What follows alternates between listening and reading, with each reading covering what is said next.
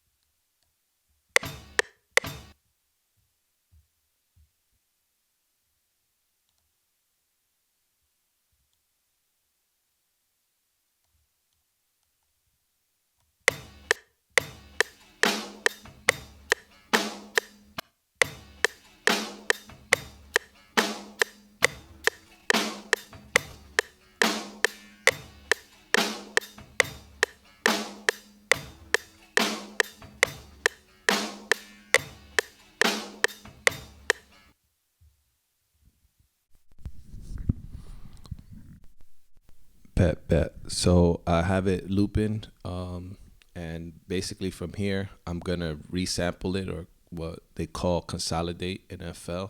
And from there, I'm gonna just reorganize the order of the chops. I could do this manually, but I've been liking to use Fruity Slicer recently, so I'm gonna go ahead and I'm gonna go ahead and do that.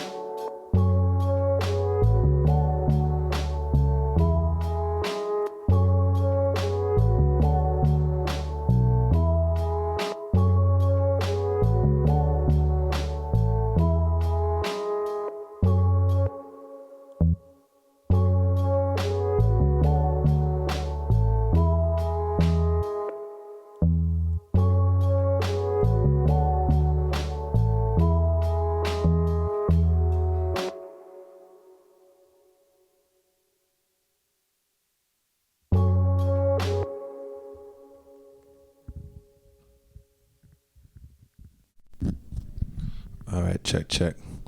How to open the door. But yeah, we're back at it. I'm just coming up with a bass line, and yeah, so we're back. I'm gonna just keep going with this beat. I like where it's going. I'm gonna add a quick bass line to it, and then I actually have my guitar here, and I got the Apollo, so I'm gonna also try to put in some live guitar lines into it as well. So thank y'all for rocking with me. Here we go. If y'all have any questions too, I know I'm not like describing what I'm doing. I'm just kind of making whatever silent cookup, but anything y'all ask in the comments, I try to be good about getting back to you guys with answers as, time permitting when I can. I try to answer everybody's comments for now. So put any questions, any feedback in the comment. If y'all think this is whack, if y'all think this is dope. And again, thank y'all for rocking with me. Here we go.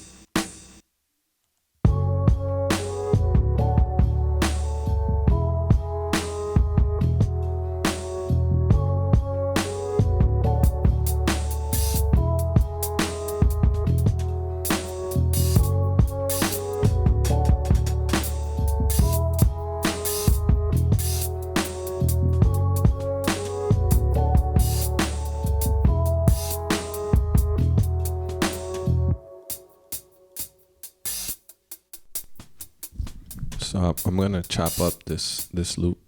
I'm gonna chop it up to like just make it a little unique and add some swing on the top end for this drum loop. I like where this is going already, and again, I'm making something very simple. I always like lately have been thinking of like just something a rapper or artist could get on and it's gonna sound clean, and all the other embellishments and even arrangement a lot of times they come after the fact. I've been making music, like I said, for a minute with artists, for myself as well. And a lot of the ideas is that initial loop and that initial groove, and the artist just starts writing to it, getting inspired. We track it out, and then we start, cutting things in and out where they should go. So a lot of these loops, it's not that you're going to get in a loop trap, but you're going to obviously bring in an intro with less elements. The beat is going to drop at some point, every 4 or 8 bars, and you have the liberty to do that. But when I'm creating, I like to just throw paint on the canvas until I get something that is inspiring me, is getting me in a vibe, and it gives me this, this type of beat is already giving me like a little bit sad, but maybe inspirational, something that a lyricist could really go off on. And obviously hip hop, for me, the drums is going to be key. So I'm usually going to the same packs and things that I've curated already, or even places where I haven't been, but I know, like, obviously, hip hop with the Jake 1 packs is going to give me that classic sound. And I could also go through other things if I want to get more creative, but I like to just get something that's going to work, kick, snare, and hi-hat, and obviously a chord progression and a key that makes sense, a bass line, basic elements, and things don't have to always be so complicated, because you want to get your ideas out, and then you could start adding a lot of effects and a lot of embellishments. And again, this is stylistic choices. So if you're making something like a yeet or futuristic, like, what is it that they call it, like hyper pop type beat, that's not going to fit into this. So this is more like BAP sample kind of minded, and how I would approach creating on like an MPC or for an artist that has this type of style. So as a producer, you obviously, your limits are only where your mind could go. So you could, based on the type of drums you pick and the sounds you pick, is going to kind of like put you in a world of what does this genre fall into. And if you want to create your own genre, obviously, you could play around with synthesis. You could change up the drums, destroy them with, distortion.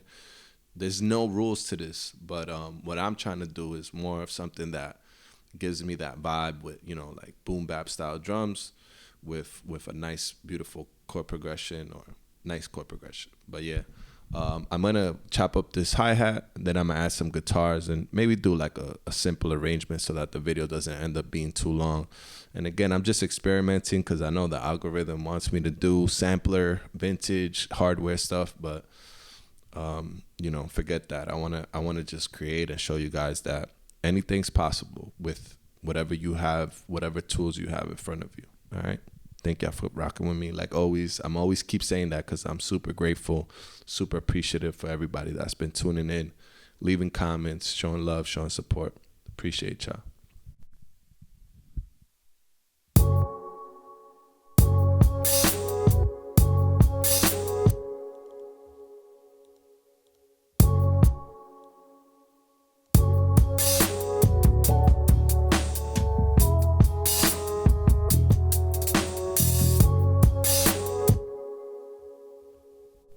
So for this, I'm not going to use the fruity, I think I use Slicer. There's Slicex, which could get really involved. It's kind of like an ASR 10, but you have to really learn what the software VSTs could do. And FL is super powerful. It's been in production for many years. They keep updating it and making things cool. They had stems before Akai had stems. So that just goes to show you they're at the cutting edge. I like that it's lifetime free updates. I got the producer edition, so I don't have gross beat. But when I use gross beat, I just print it and then I take it off so I can save it. But I'm going to keep upgrading it until I get the signature or whatever is the higher tier is. Like I did with Ableton, I have the suite version for 11. So that cost me like, whatever that the price was at the time. I think it was like $700 just for a DAW. FL was like 200 for the producer edition. And bro, you could do anything in FL that you could do in an ASR, and even more, obviously. And nowadays, we're very visual creatures. Even though music, you always go by your ear, but you could do anything you can imagine. The sampler inside of FL is so powerful. I mean, it's crazy. You could tune things up and down. Does it sound like an ASR? Probably not, but that's why, if you guys notice, here I bought this other plugin not too long ago, maybe a year ago actually. But it has, this is like one of the best, what they, according to like people out there, and I've kind of done tests myself. This is as close as you can get to emulating a lot of samplers. I forgot how much I paid for this, but yeah, like this has the Emax, the emulator, the MPC 60 vibe. So you could get any of those sampler sounds, or as close as you could get, adding this to anything. So if you're missing that, maybe you need something like this, or any other type of bit crusher. If you have if you have Sound Toys, which I have too. If you look at interviews, I forgot what that producer that did the Lana Del Rey stuff, but that's the way I got into this decapitator. He was talking about using the ASR for a minute. If y'all have his name, I could look it up, but I forgot his name. He did shit for Cudi, and I was looking up to like a lot of the stuff he was producing and the first Lana album. I don't know if he worked on the other stuff, but he basically said he got rid of his ASR, and he uses this a lot. So you put this on drums, and you could go crazy. Let me just show you guys. I got the break right here, so. My ADD is getting to me. Let me get this hi-hat going the way I wanted to first. But I'm going to show y'all how y'all could get close to like vintage sounding stuff, or samplers sounding with just plugins. And I know there's a bunch of videos about that, but trust me, I own, as y'all know, a ASR and an MPC. And I've used consoles from Neves to SSL, to Tridents. I've used all of that stuff. So like when I go for these plugins, or when I try to emulate that sound, I have a reference point of what that real thing sounds like. Not just because it says it on the plugin ASR 10. I'm looking at the artifacts. I'm looking at how things pitch up and down, just to know like this is actually authentic, or as close as I could get it. So that's another thing that helps engineers. And you see a lot of engineers coming from out of the box, of using a lot of hardware and just going into the box and like selling all their stuff, because they already know like what's the sonic quality that I'm trying to achieve by using a LA2A or by using a Neve preamp, and they know how to dial that in. So your ears are going to be your best friend when it comes to that, and you being well trained in knowing how to recreate certain frequencies or certain sonic characteristics, So ear training, going into real studios and getting exposure to the gear that you lust after could help you come back home. And even though you don't have that, you could use plugins to help you achieve that. And again, this is one of the issues sometimes with FL on a Mac. It just crashed, but I ain't mad at it. I'm gonna reopen that up. I'm gonna cut it, and I'm gonna keep working on this beat for you guys. All right, give me a second.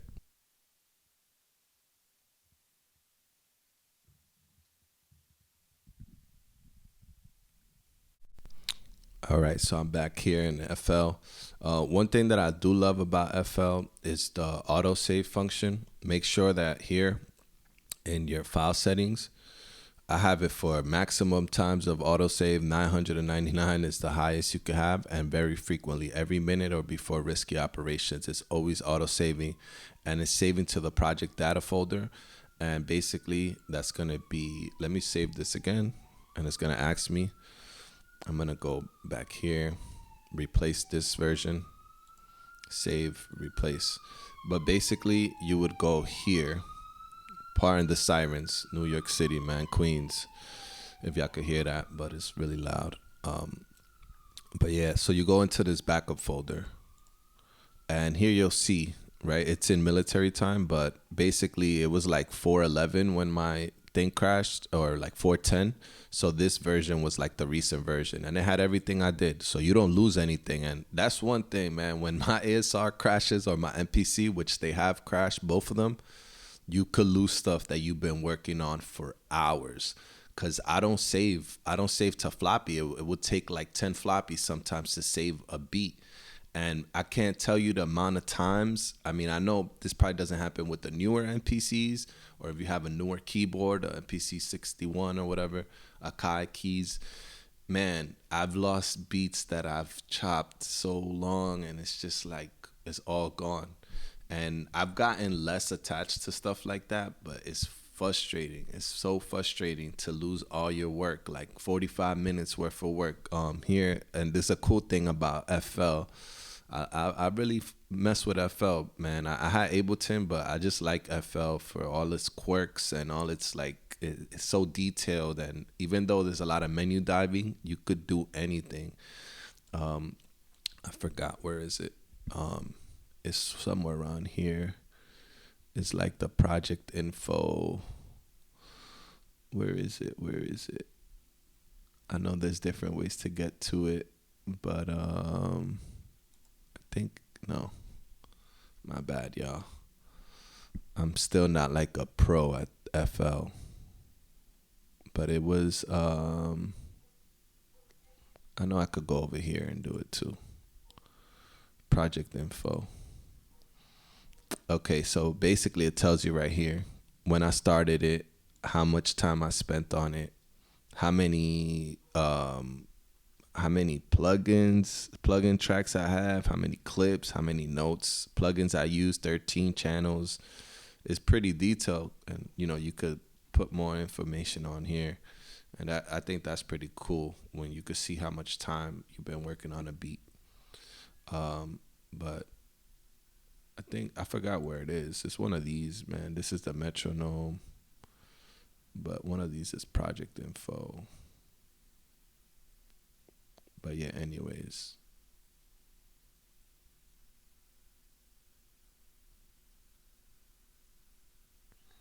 Yeah. I don't know. I thought that information was up here too somewhere. If you guys know, just I guess maybe I don't have it in my settings showing up. But let me chop up this hi-hat loop, add some guitars, and mess with the arrangement. And I also was gonna show you guys how to go crazy with the decapitator. But yeah, let's keep it going.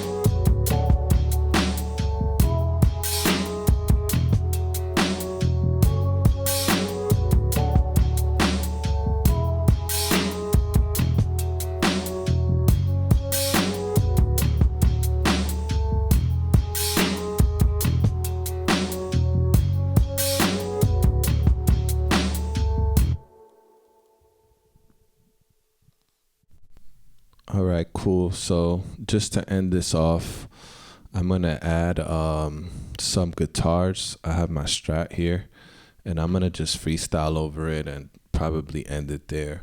But thank you guys for rocking with me. I hope that you guys learned some things, and me always ranting on my videos a little bit. But it's just to show you guys how I'm thinking and what's going on. So I keep trying to bring more of this type of content if you guys mess with it, because it's what I'm able to do at the moment.